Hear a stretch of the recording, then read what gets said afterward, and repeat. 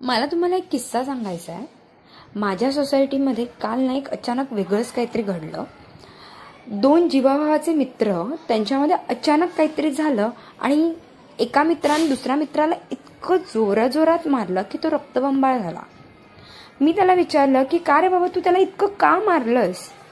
तेव्हा तो म्हणतो तो रागात आला आणि माझ्यावरती खेळता खेळता रागारागाने जोरजोरात शिवायगाळ आणि दगडाने मला मारायला लागला। सो मलाही आवरलं नाही, मी काही न करता तो माझ्यावरती यायला लागला आणि सेल्फ डिफेन्समध्ये मी त्याला मारलं मी त्याला।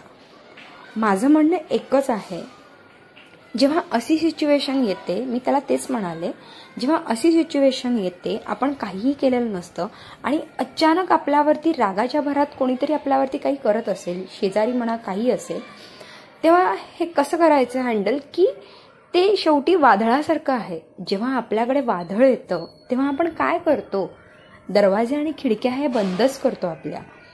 त्यालाही त्रास नको त्या वादळाला आणि आपल्यालाही त्याचा त्रास नको। सो जे आपण रिअल लाईफमध्ये आपण जे बघत असतो, जे घडत असतं आपल्याबरोबर, तसंच आपल्याला वागायचं असतं। कितीही लोकांनी आपल्यावरती कितीही काही केलं, बोललं, शेजार पाजारांनी, लक्ष न देता आपण आपलं काम करायचं असतं।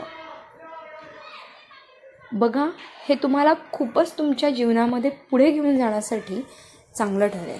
राग न करता समोरच्याला कसं हँडल करावं हे निसर्गच आपल्याला नेहमी शिकवत असतो आणि आपल्याला या निसर्गामधूनच शिकायचं असतं। व्हिडिओ आवडला असेल तर नक्की लाईक करा, शेअर करा आणि सबस्क्राईब करा। Thank you for watching.